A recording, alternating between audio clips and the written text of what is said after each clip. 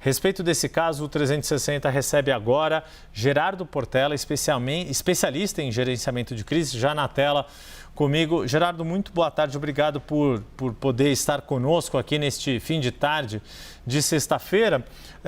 A partir das imagens e do que se sabe em relação ao que ocorreu, né, a decolagem no Campo de Marte, um aeródromo que fica ali do outro lado da margem do rio Tietê, para quem não conhece a cidade de São Paulo, e logo depois acabou não conseguindo fazer, aparentemente, esse pouso de emergência e provocou a explosão, levando essas duas mortes.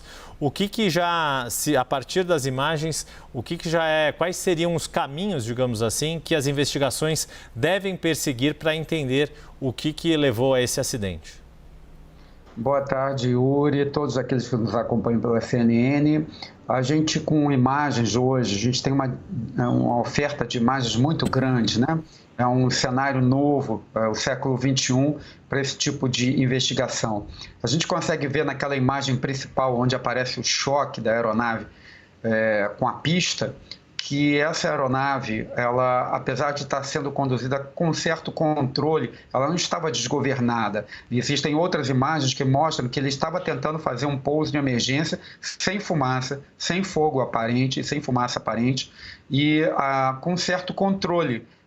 Provavelmente faltou potência ou algum outro fator, a gente está ainda aguardando a investigação oficial, e ele tentou um pouso forçado. Mas nessa imagem que nós estamos vendo agora, se for frisado frame a frame, é muito claro, eu tive essa oportunidade de analisar essa imagem foto a foto, e quando há o toque na árvore, surge uma fumaça branca, clara. Essa fumaça clara, ela me parece, pelas imagens, com grande probabilidade de ser combustível liberado. Não é liberado intencionalmente pelo piloto, o alijamento, que é outra operação que nem toda aeronave tem esse recurso. É liberado pelo choque mesmo da asa, acaba danificando tubulações, o próprio tanque, e é uma liberação. E no frame seguinte, tem a fumaça aí, no seguinte, essa fumaça ignita, o que leva mais a uma probabilidade maior de tratar-se realmente de combustível, e ele ignita. Só que a aeronave permanece com combustível remanescente a bordo e ela prossegue na sua trajetória pela dinâmica, pela cinética do acidente, se arrastando ali sobre a pista e, obviamente, liberando centelhas, acaba com as partes quentes ainda remanescentes, acaba ignitando esse combustível remanescente, esse inventário final de hidrocarboneto, gerando um engolfamento por chamas e fumaça. Então, essa é a narrativa, mediante imagem, quadro a quadro, que a gente consegue fazer sobre esse evento acidental, que a característica que mais chama atenção, que aí, Pita, é a sua pergunta, é tratar-se de um quinto acidente num espaço de tempo tão curto. Dos 5 acidentes que você mencionou, apenas um é da aviação comercial, aquela que a gente compra o bilhete, e 4 outros acidentes são da aviação privada. E trata-se de aeroportos menores, muitas vezes com limitações, e inseridos dentro das cidades, provocando sobrevoos sobre cidades densamente habitadas. Então, isso mostra um certo estresse de voos e de operações, elevando aí a probabilidade de acidentes. Mas só a investigação é que vai poder confirmar isso.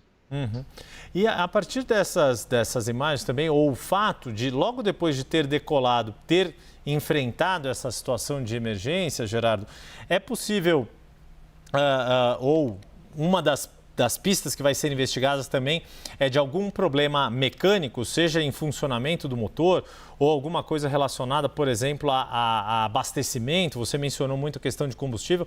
Dá para se também colocar como algumas das hipóteses que vão ser tratadas? Sim, Pita, é claro. A gente tem que aguardar a investigação, que é ela que vai realmente confirmar essas hipóteses. Mas existem várias linhas que precisam ser checadas. Então, essas linhas que eu vou mencionar, elas precisam ser verificadas para saber se alguma delas vai prevalecer mediante os questionamentos e acabar a gente entendendo melhor esse acidente. Um acidente geralmente gira em torno de 3 aspectos. A questão climática, né? Então, a interferência de aspectos climáticos, e a questão da integridade material do equipamento, seja o avião ou o próprio aeródromo, aeroporto, comunicação com torre. Então, tudo funcionando tecnicamente bem. Essa possibilidade que você falou de algum problema de potência nos motores, ele é um bimotor, então se um motor falhar, ele conseguiria voar com o outro motor, então os dois motores falharam. O que aconteceu? As imagens não nos permitem chegar a nenhuma conclusão definitiva, mas há uma imagem, uma outra imagem, que dá para ver o avião logo após a decolagem fazendo um sobrevoo, ainda sob controle. Isso mostra que a aeronave não estava descontrolada, então ela pode ter tido sim um problema de potência, seja um problema mecânico, um turbo-hélice, ou pode ser também um problema relacionado ao combustível, que é apenas uma possibilidade. Já houve acidente no Rio de Janeiro envolvendo aeronaves decolando do aeroporto de Jacarepaguá, onde o abastecimento foi feito com um combustível errado. Houve uma falha técnica na operação de abastecimento. Além do que, pode ser o combustível certo contaminado. Há também informações de que essa aeronave passou por uma manutenção recente de 2 semanas. Essa confirmação dessa informação ainda não chegou oficialmente, mas eu já recebi, através dos veículos de comunicação, essa informação que precisa ser apurada e confirmada, e pode ser que alguma falha de procedimento pós-manutenção tenha entregue a aeronave ainda com alguma vulnerabilidade. Então, tudo isso vai ser estudado através das etapas de investigação que começam desde o primeiro momento, quando um coordenador de cena de acidentes do CENIPA-SERIPA vai até o local e já começa a fazer os trabalhos de preservação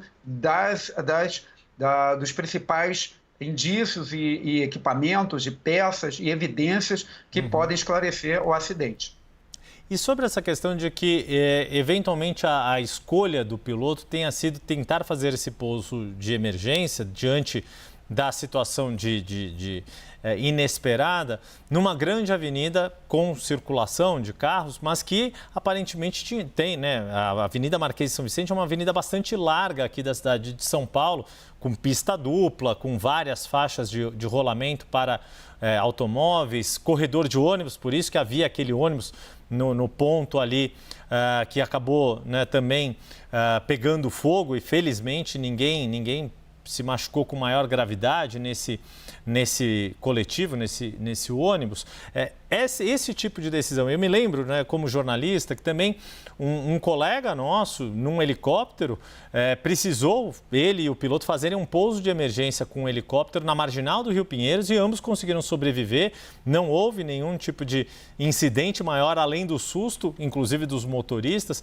Como é que é esse tipo de decisão de um piloto numa área tão densamente povoada como a cidade de São Paulo, ao escolher o lugar menos arriscado para fazer um procedimento desse? Perfeito, Peter. A sua descrição mostra o quão multidisciplinar é esse evento acidental. Como especialista em risco e segurança, a gente precisa cuidar de toda a segurança aeronáutica quando isso é requerido, a segurança nuclear, a segurança do petróleo e gás, mas também há toda a preocupação com a preservação da segurança de grandes metrópoles, cidades inteligentes do século XXI, complexas, com aviação intensa, com voo de helicópteros, com aeroportos incrustados em locais habitados. Tudo isso gera um cenário bastante crítico, e ele vem avançando, a cidade vem crescendo, e a ocupação do espaço urbano precisa ser regrada mediante o grau de complexidade que uma cidade vai assumindo com seu crescimento natural. E aí você tem ali um aeródromo, um aeroporto com decolagens seguidas, e com aviação privada junto com aviação comercial, enfim, um cenário complexo. Isso faz parte do cenário que o piloto tem que trabalhar com. Então ele é treinado exaustivamente. Se for um piloto comercial, muito mais requisitos são muito mais rigorosos, de quantidade de horas de voo, de quantidade de treinamento, de exames médicos, e também ele precisa se preparar para fazer a gestão dessa crise que às vezes dá apenas alguns segundos para a tomada de decisão. Então, quando ele decola nesse aeródromo, ele sabe que ele está incrustado no meio de uma metrópole, com escolas, hospitais, com um centro de treinamento de 2 grandes times de futebol, e ele tem pouquíssimas opções para um pouso de emergência, porque as áreas que poderiam servir para um pouso de emergência estão ocupadas com o crescimento da própria cidade. E ele vai imaginar o quê? Numa opção que seria uma lacuna no tráfego de uma grande avenida. Foi isso que, no meu entendimento, ele fez essa leitura inteligente de um lapso ali, porque o sinal fechou, no fluxo de veículos. E ele aproveitou aquele instante para tentar fazer o pouso. E, infelizmente, ele encontrou os equipamentos normais de uma grande cidade.